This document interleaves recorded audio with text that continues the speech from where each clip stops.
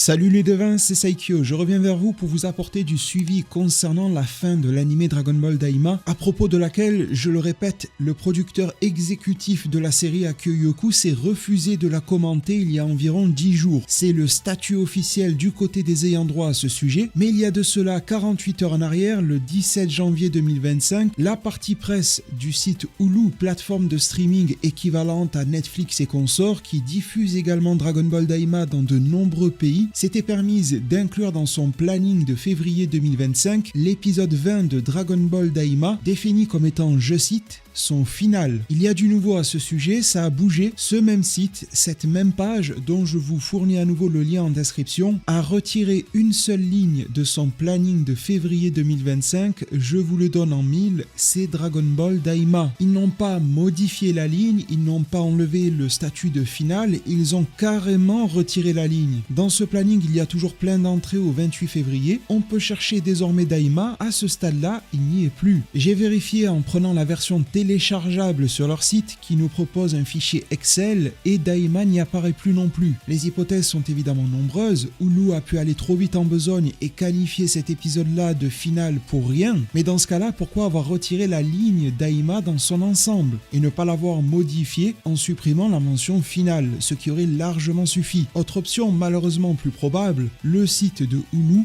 aurait vendu la mèche trop tôt, avant même les officiels, avant que Akio Yoku et ses collaborateurs se décident finalement de communiquer sur le sujet, de libérer la parole concernant la fin de cette série ou de cette saison, ce qui est également une sous-hypothèse développée par de nombreuses personnes. Ça paraît vachement probable que Hulu se soit fait taper sur les doigts par les ayants droit de Dragon Ball, par Capsule Corporation Tokyo, pourquoi pas par Toei Animation. D'ailleurs, ce planning, en toute fin, propose une liste de tout ce qui a été supprimé du planning originel, ce qui avait été additionné et retiré ensuite. Daima n'y figure même pas, ce qui veut dire que sa suppression se fait en sous-marin, en off, appuyant un petit peu plus le fait que Hulu aurait pu se faire réprimander par les ayants droit de Daima. Je surveille cela pour vous comme du lait sur le feu, je vous tiens informé dès que l'on a de nouvelles informations. Si jamais certains d'entre vous connaissent mieux que moi le fonctionnement du site de Hulu, n'hésitez pas à m'indiquer pourquoi le planning de janvier, dès le départ, n'indiquait rien concernant les sorties Daima. Dans le planning du premier mois de 2025, aucune ligne n'était attribuée à Daima. Ça n'a pas été modifié, Daima n'y figurait jamais. Alors pourquoi Hulu se permettait de lister le dernier épisode entre guillemets, le final selon eux, et pas ceux qui le précèdent? Il y a peut-être une raison technique qui m'échappe